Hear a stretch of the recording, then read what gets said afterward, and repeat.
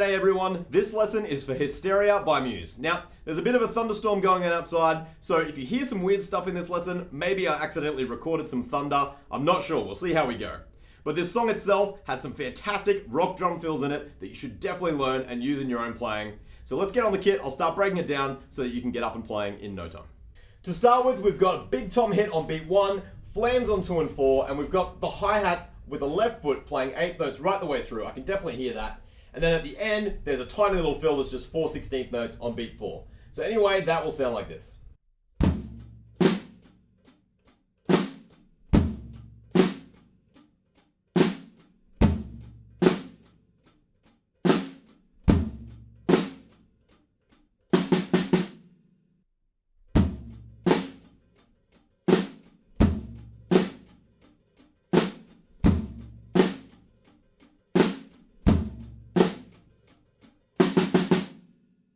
Then we move on and we have 4 on the floor with a big slushy offbeat hi-hat pattern as well. So it's pretty easy, but you want to make it feel as dirty and as groovy as possible. Here we go.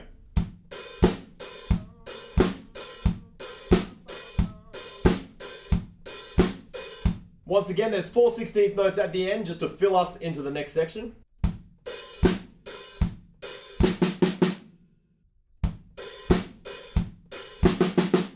And then in the first verse, we're just getting a bit busier on the kick drum. So that's just going to go like this.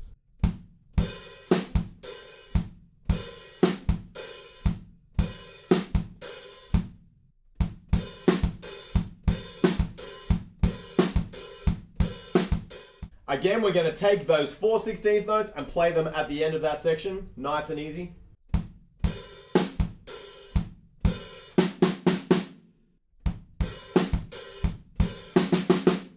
Then the bar before the chorus is a really huge linear fill, which is really classic of Muse songs. It sounds absolutely massive, but it's just a combination of snare, toms, as well as kicks filling in a few of the notes there. So I'll play it slowly and then up to speed.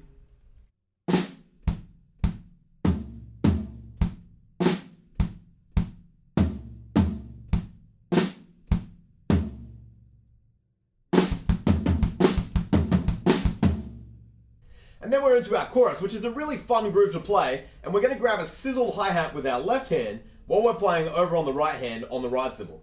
Okay, so it's a little bit of a coordination challenge if you haven't done it before, but just take it slowly for starters, and then you'll be able to speed it up, and you might even be able to use this idea in some grooves that you come up with as well. Just add your ghost notes to the hi-hat instead of the snare drum. It always sounds really cool.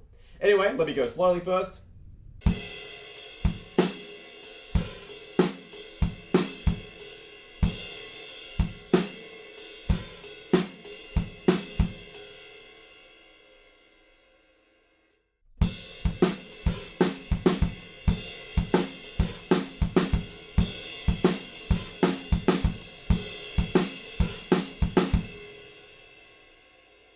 Halfway through that, we've got this tiny little fill.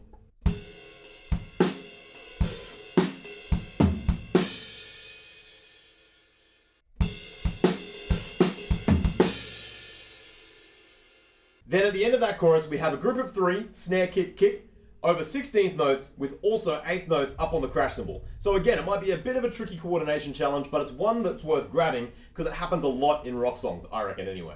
So that fill is going to go like this.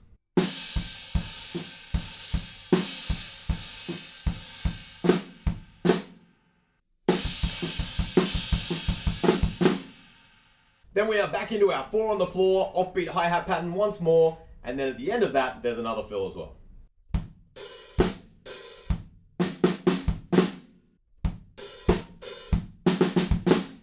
Then we go back through another verse and back through another chorus. Then at the end of that chorus, we have a tight little rhythmic lick that the whole band plays together. So it sounds really tight and you should definitely be able to pick it out in the song. It goes like this.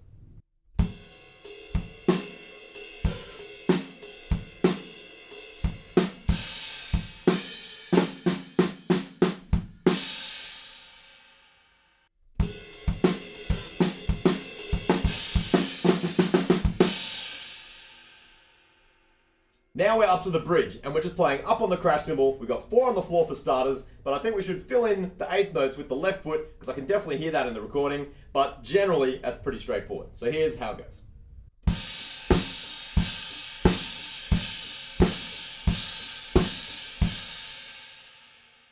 Then the kick drums change to use the same pattern that we've been using in the verses.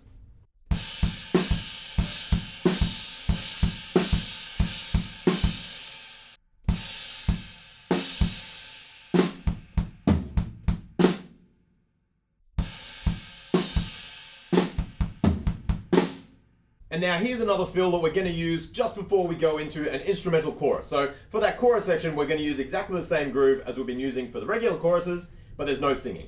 But here's the fill that comes in right before that.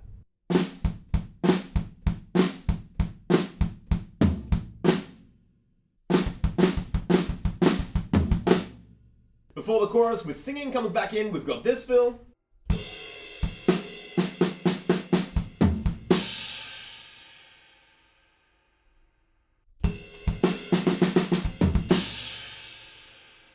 Then we're back into our choruses. At the end of that chorus, we have that same rhythmic hit that we just used before the bridge. And then at the end, everything kind of ramps up. We end up with 8th notes on the kick drum, 8th notes up on the crash cymbal, and everything's going wild. And then there's this big fill right at the end, and this is how that goes.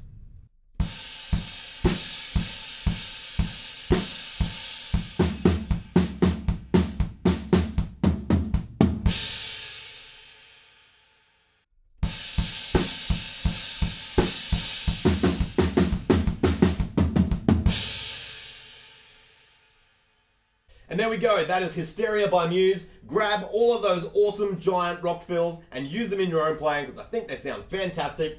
I hope that whole lesson has been super helpful, but if you've got any questions, pop them in the comments below, and I'll catch you guys at the next lesson.